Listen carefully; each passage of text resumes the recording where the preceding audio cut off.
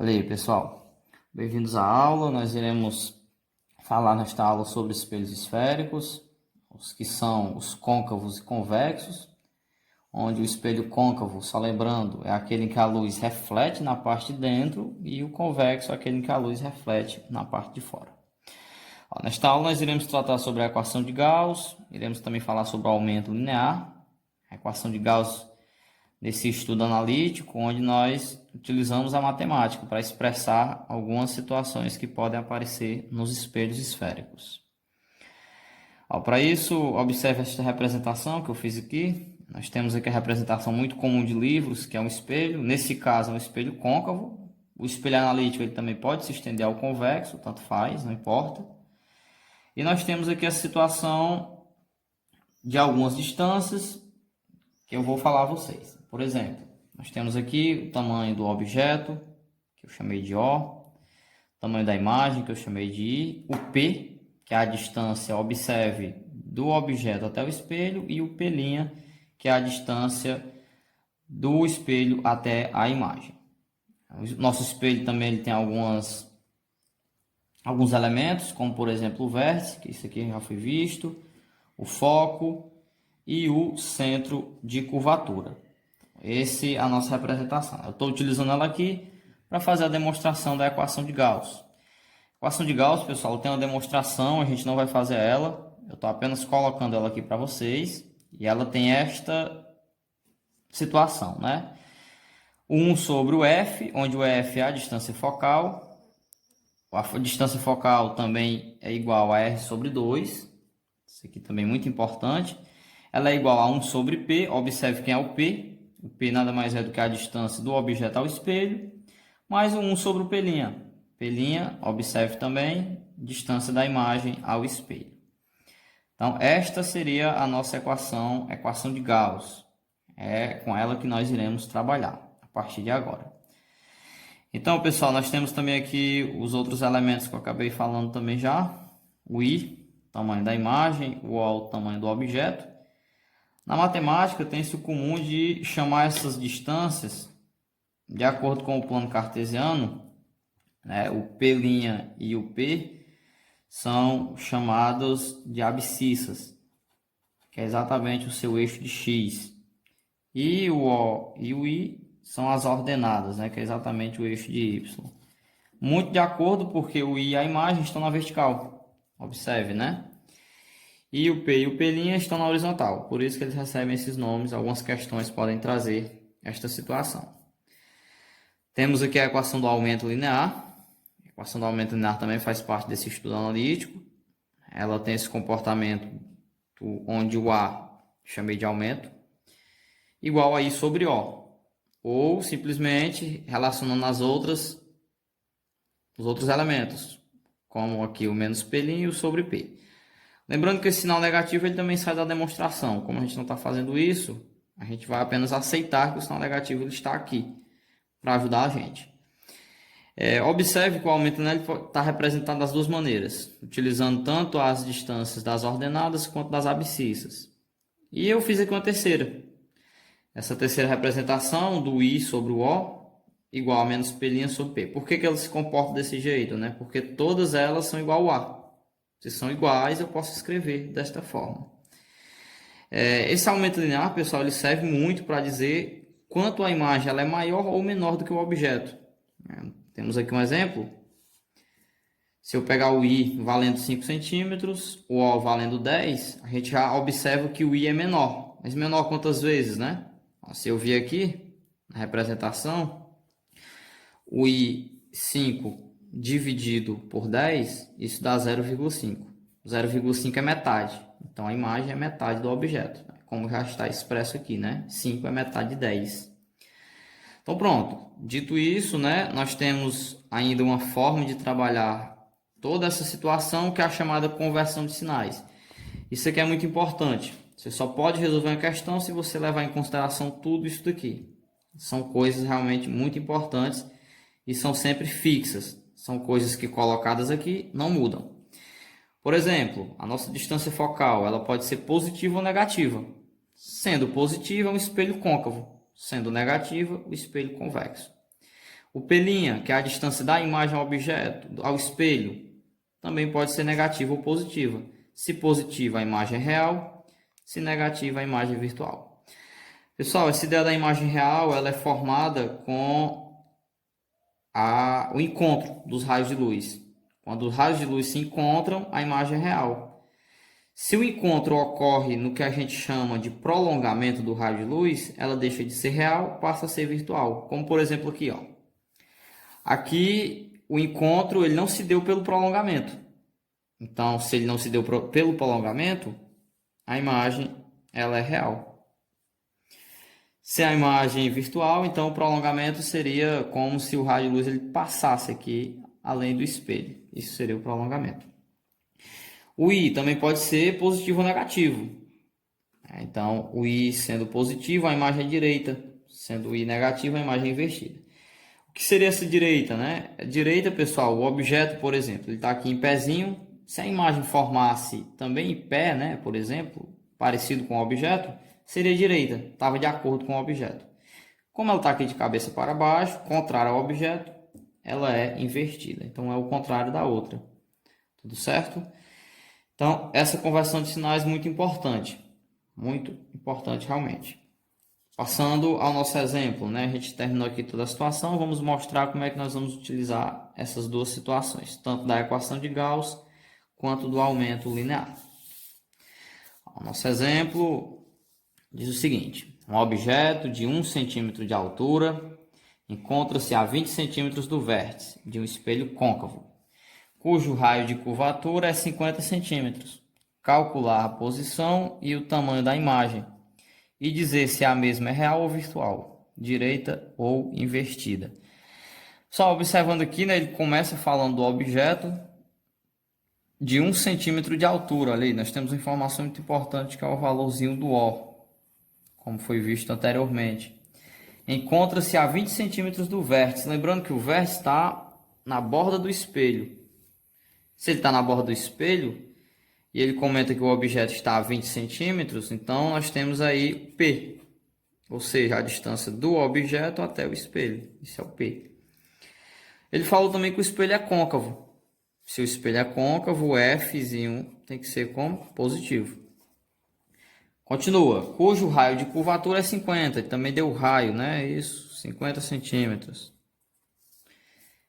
Pediu para calcular a posição. Primeiramente, né, a posição e o tamanho da imagem. A gente vai também dizer se ela é real ou virtual, direita ou invertida, de acordo com o final do exercício. Pessoal, para nós calcularmos a posição e o tamanho da imagem, nós temos que encontrar quem? O P' juntamente com o I. É isso que eu tenho que encontrar, né?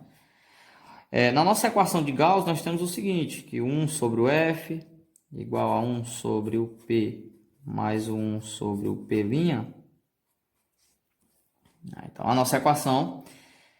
E aí, por que não podemos utilizar as outras anteriores, né? Quando for o momento que nós chegarmos nela, eu digo por que a gente está partindo primeiro para essa. Então, essa daqui vai ser o nosso ponto de partida. Então, vamos lá. Olha aí, o 1 sobre o F. O F eu não tenho, né? Mas eu sei do raio.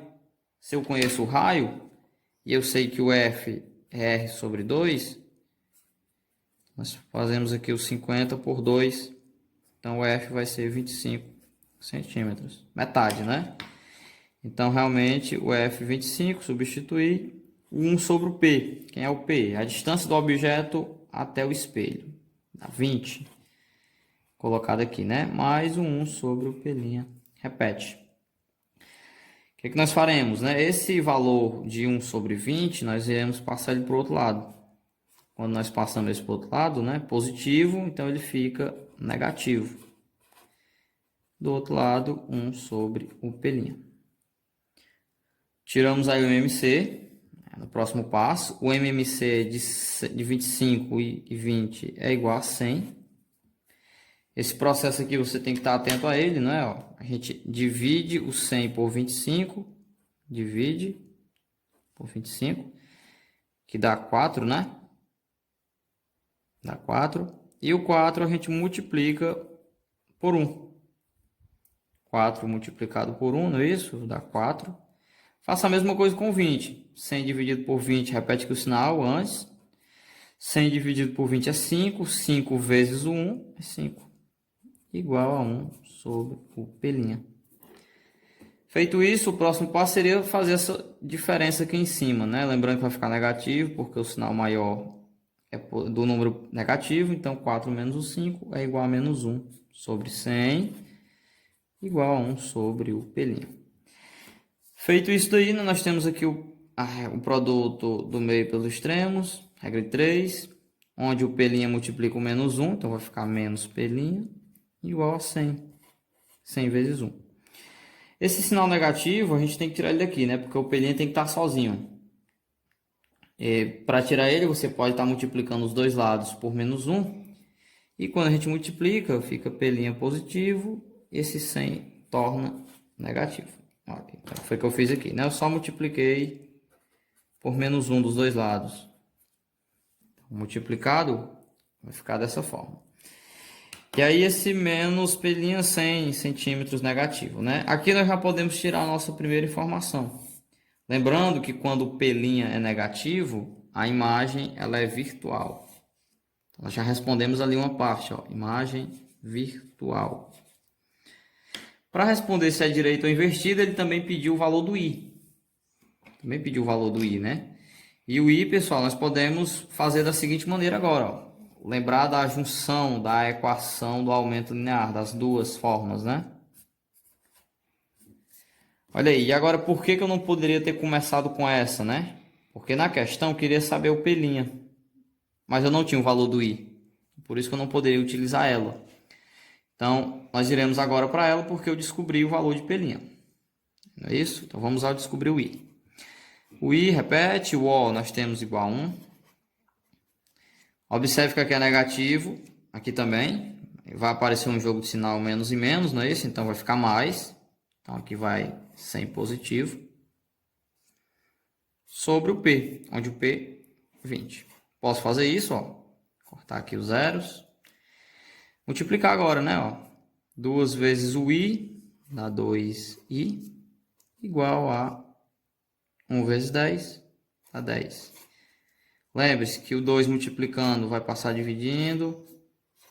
Então, fica aí 10 dividido por 2, 5 centímetros.